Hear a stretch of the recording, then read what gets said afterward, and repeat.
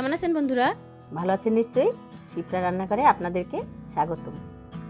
আজ আমি আপনাদের সাথে শেয়ার করব কমলার রসে ইলিশের ডিম।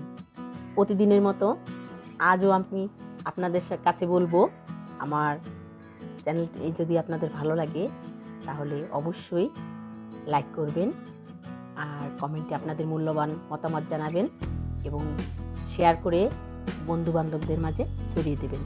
আর অবশ্যই সাবস্ক্রাইব করবেন আর পাশে থাকা বেল আইকনটি প্রেস করে আমার রান্নার নতুন রেসিপি সবার আগে আপনি নিয়ে নিন। কমলা রসে ইলিশের ডিম রান্না করতে আমি এখানে নিয়েছি 2 ইলিশ মাছের ডিম।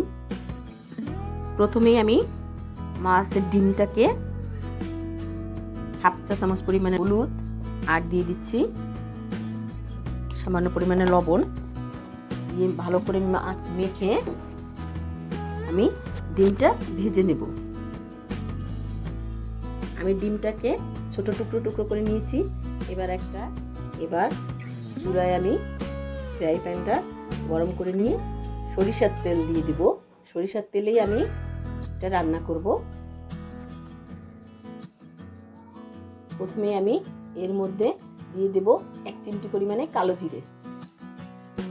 কালো জিরেটা ভাজা হয়ে গেছে। এবার আমি দিয়ে দিচ্ছি পেঁয়াজ কুচো। পেঁয়াজটাকে আমি কুচি করে নিয়েছি। এর মধ্যে আমি ব্যবহার করব কিছু কাঁচামরিচ, লাল কাঁচামরিচ আর সবুজ কাঁচামরিচ। ঝাল লবণ আপনারা যার স্বাদ অনুযায়ী নেবেন। হালকা ভেজে নিয়ে এই পাশে রেখে আমি ডিমটা ভাজি করে নেব।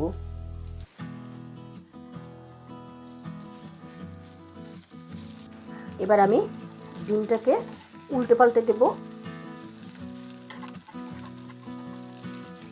আসলে আমি চাচ্ছি পেঁয়াজের ঘ্রাণটা যাতে মাছের ডিমে বেশি মেশে, এই জন্য।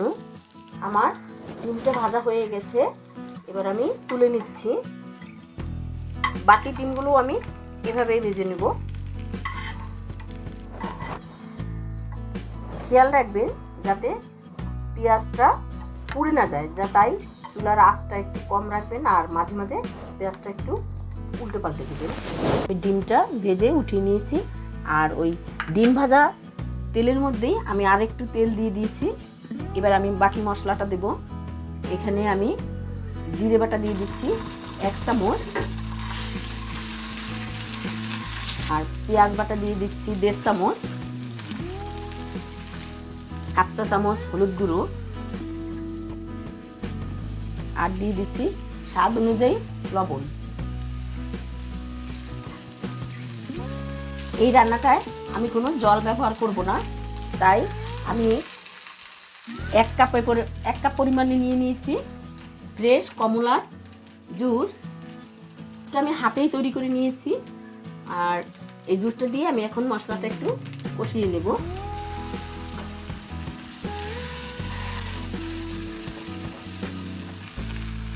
মশলা কষানোর এই পর্যায়ে আমি ডিমটা দিয়ে দিচ্ছি।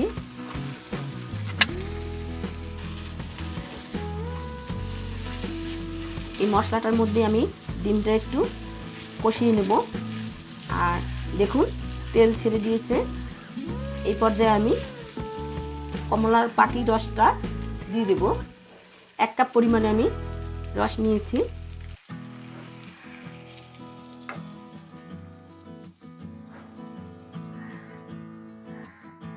তাহলে বন্ধুরা তৈরি হয়ে গেল আমার কমলার রসে ইলিশ মাছের ডিম।